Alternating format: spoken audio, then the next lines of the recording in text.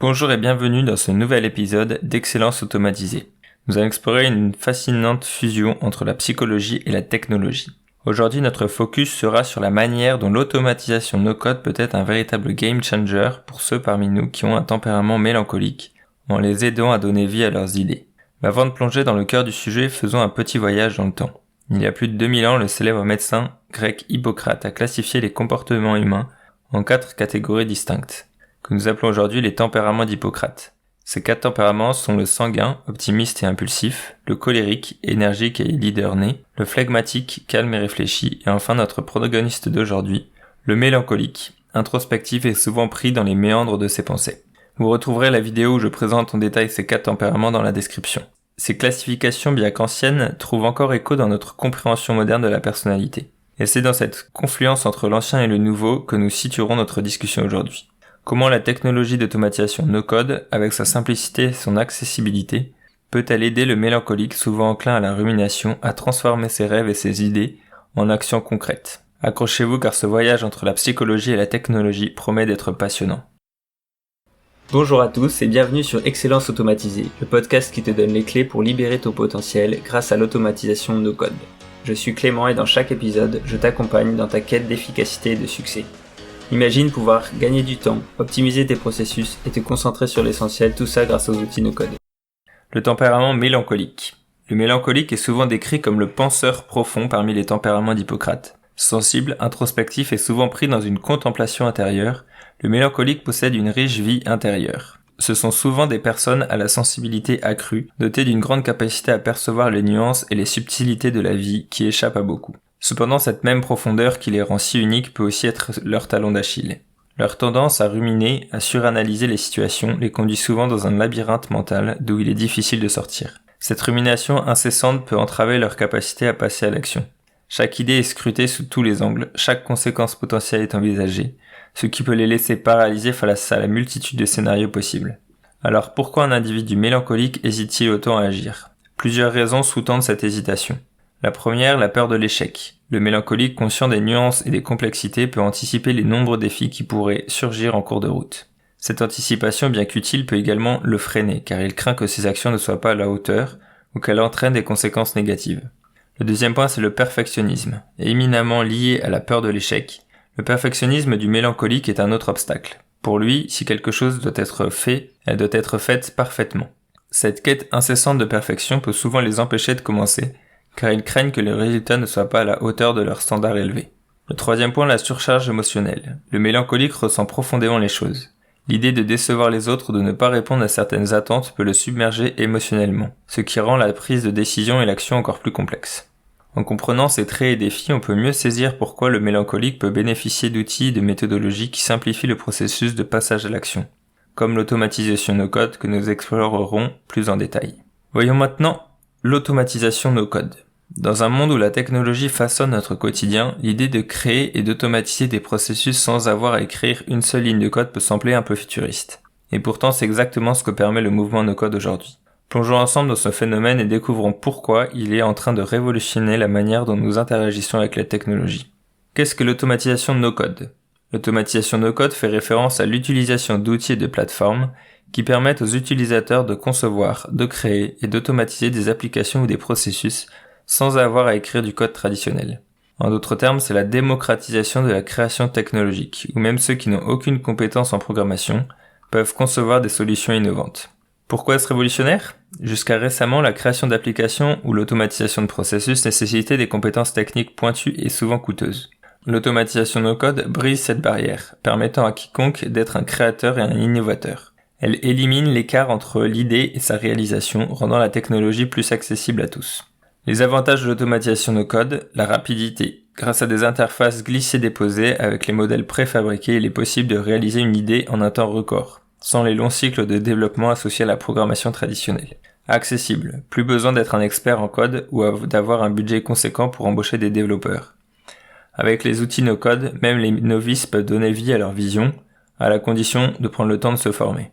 Efficacité. L'automatisation no-code permet de rationaliser et d'automatiser des processus, améliorant ainsi la productivité et réduisant les erreurs manuelles. Économie. Éliminant la nécessité d'embaucher des équipes de développement spécialisées ou d'acheter des solutions coûteuses, Le no-code est souvent une option plus économique pour les entreprises et les individus. Personnalisation. Chaque projet est unique et avec l'automatisation no-code, il est possible d'ajuster et de personnaliser les solutions en fonction des besoins spécifiques, sans les contraintes des solutions toutes faites.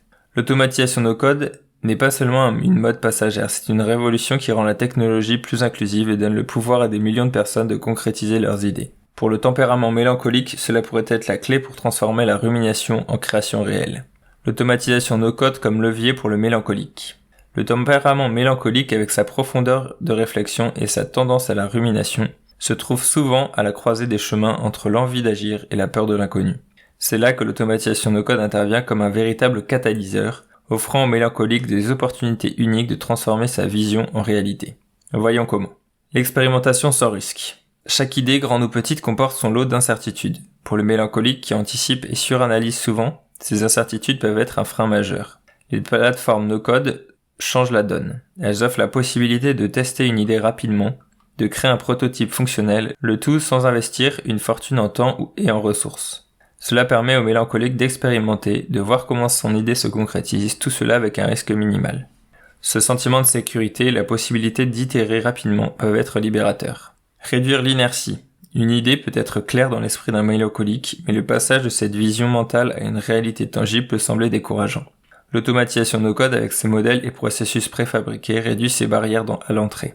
Plutôt que de se sentir submergé par le comment, le mélancolique peut sélectionner, adapter et personnaliser ses éléments préexistants pour donner forme à son idée. Cette réduction de l'inertie initiale peut être le coup de pouce nécessaire pour démarrer et maintenir la dynamique. S'attaquer au perfectionnisme. Le perfectionnisme, bien qu'il puisse être une force dans certains contextes, est souvent un obstacle pour le mélancolique. L'attente de perfection peut retarder ou même empêcher le début d'un projet. Cependant, avec l'automatisation no-code, il est possible de commencer avec une version initiale, puis de l'ajuster et de l'améliorer continuellement. Chaque modification, chaque amélioration ne nécessite pas de tout recommencer. Cette flexibilité est un antidote au perfectionnisme paralysant, permettant aux mélancoliques de s'engager dans un cycle d'amélioration continue plutôt que de rester bloqué dans la quête de la perfection dès le départ. L'automatisation no-code peut être le pont qui relie la riche vie intérieure du mélancolique à la réalité extérieure, en offrant des outils et la flexibilité nécessaires pour expérimenter, agir et perfectionner. Pour les mélancoliques, cela pourrait bien être la clé qui ouvre la porte à un monde d'opportunités et de réalisations. Quelques conseils pratiques pour commencer. Décider de plonger dans le monde du no-code peut être une étape audacieuse, en particulier pour le mélancolique qui peut être naturellement réticent à sortir de sa zone de confort. Avec les bons outils, les ressources et un peu de guidance, le voyage peut être rendu bien plus facile. Voici quelques conseils pour bien commencer. Liste d'outils populaires no-code, Webflow qui est une plateforme puissante pour la conception d'un site web sans code, Bubble qui permet de construire des applications web entièrement fonctionnelles sans coder, Make qui permet de connecter différentes applications pour automatiser les flux de travail, Adalo, créer des applications mobiles natives sans codage, Airtable, une base de données flexible qui peut être utilisée pour diverses applications sans code, Notion, un outil de productivité qui peut être adapté à de nombreuses utilisations. Comment débuter ? 4 points pour cela. Définissez votre objectif. Avant de plonger dans les outils, déterminez ce que vous voulez accomplir. Est-ce un site web, une application, une automatisation de tâches répétitives ? En fonction, vous allez utiliser différents outils. Avoir un objectif clair peut orienter votre choix d'outils et de ressources. Commencez petit. Pour le mélancolique et pour tout le monde en fait, l'idée de démarrer un grand projet peut être intimidante. Alors commencez par de petits projets ou des tâches simples pour vous familiariser avec la plateforme. Ne craignez pas l'échec. Le no-code facilite l'expérimentation. Si quelque chose ne fonctionne pas, il est facile de revenir en arrière ou de faire des ajustements. Et le sentiment qu'on ressent quand ça fonctionne est très agréable. Le 3e point, focus sur la formation continue. Tutoriels et formations, beaucoup de plateformes ont d'excellents tutoriels intégrés. Participation à des communautés en ligne. Il existe de nombreuses communautés no-code en ligne où les membres échangent des conseils et des astuces et des solutions. La communauté No-Code France est la plus développée sur le sujet, évidemment. Participer à ces communautés peut être une source d'inspiration et de soutien. Et enfin, l'apprentissage par la pratique. Comme pour toute compétence, la pratique régulière est essentielle. Plus on va expérimenter, plus on va tester des choses, plus vous pourrez ensuite réutiliser ces choses-là dans d'autres projets, plus vous allez apprendre et savoir faire fonctionner les outils et les automatisations dont vous pouvez avoir besoin. Le monde du no-code offre une vaste étendue d'opportunités pour le mélancolique désireux de concrétiser ses idées. Avec les outils appropriés, une formation continue et une attitude d'apprentissage continu, le mélancolique peut non seulement surmonter ses hésitations naturelles, mais aussi prospérer dans ce domaine passionnant. Nous avons parcouru un chemin à la croisée de la psychologie et de la technologie. En combinant la compréhension du tempérament mélancolique d'Hippocrate et les promesses de l'automatisation no-code, nous avons exploré comment un pont peut être construit entre la profonde réflexion et l'action concrète. 4 points à retenir. Le mélancolique, avec sa richesse intérieure et sa tendance à la rumination, peut souvent se sentir paralysé, hésitant à transformer ses visions en réalité tangible. Le no-code est un moyen très concret de le faire.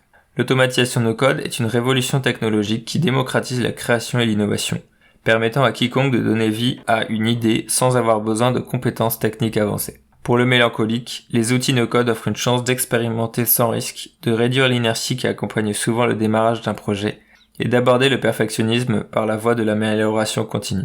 Commencer avec le no-code implique de choisir les bons outils, de se fixer des objectifs clairs, d'apprendre continuellement et surtout de pratiquer régulièrement. Pour tous les mélancoliques qui écoutent, sachez que le monde du no-code est plus qu'un simple outil ou une tendance technologique. C'est une opportunité, une porte ouverte vers la concrétisation de vos visions. Vos idées profondes, vos rêves, vos aspirations méritent d'être partagées avec le monde. Et avec l'automatisation no-code à vos côtés, vous avez le pouvoir de surmonter vos obstacles internes et de donner vie à ces visions. Alors osez, expérimentez, créez, le monde attend de voir ce que votre esprit mélancolique unique peut réaliser. Abonnez-vous à ma newsletter, vous retrouverez le lien dans la description. Vous retrouverez aussi les 3 autres épisodes sur le no-code et le flegmatique, le sanguin et le colérique en lien dans la description. Je ferai un épisode la semaine prochaine sur l'association des 4 tempéraments pour créer un projet. Donc ça pourrait être pour un projet global, mais là on va faire spécifiquement pour un projet no-code. Mais les principes seront similaires puisque l'équipe idéale est constituée des 4 tempéraments. On va voir comment chaque tempérament peut apporter ses forces à une équipe et comment la combinaison des 4 peut en fait également combler les déficits de certains tempéraments. Merci de m'avoir écouté jusqu'au bout, bonne journée et à la prochaine.